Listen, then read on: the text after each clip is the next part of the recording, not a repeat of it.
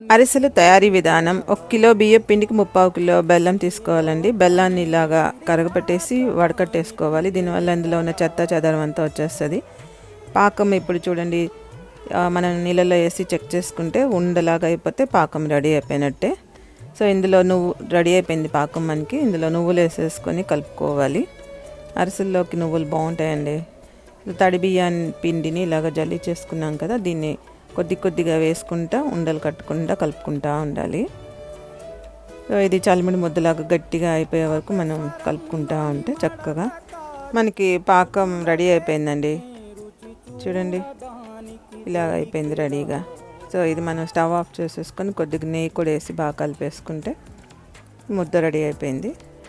ఈ చలిమిడి ముద్దంతా మనం చక్కగా ఒక ప్లాస్టిక్ కవర్ మీద కొద్దిగా నెయ్యి రాసేసుకొని, నెయ్యి నూనె ఏదో ఒకటి రాసేసి మనము చిన్న సైజు గారెల్లాగా పలుచగా ఒత్తేసుకొని వేడి నూనెలో ఫ్రై చేసేసుకుంటే అరిసెలు రెడీ అండి. చూడండి, వేడి నూనెలో వేసేస్తున్నాను. ఇవి ఫ్రై అయిపోతూ ఉంటాయి, కొద్దిగా పొంగుతూ ఉంటాయి అరిసెలు. అవి మన అరిసెలు బాగా ఒత్తేస్తారు, ఆయిల్ అంతా ఒత్తేసి తీసి పక్కన పెడతారు. నేను వేస్తూ ఉన్నాను, అమ్మ తీస్తూ ఉన్నారు. ఇది ఇద్దరు ఉంటే కొంచెం ఈజీ అవుతుంది. ఒక్కరితో కూడా చేసుకోవచ్చు, కొంచెం స్లోగా చేసుకోవాల్సి ఉంటుంది ప్రాసెస్.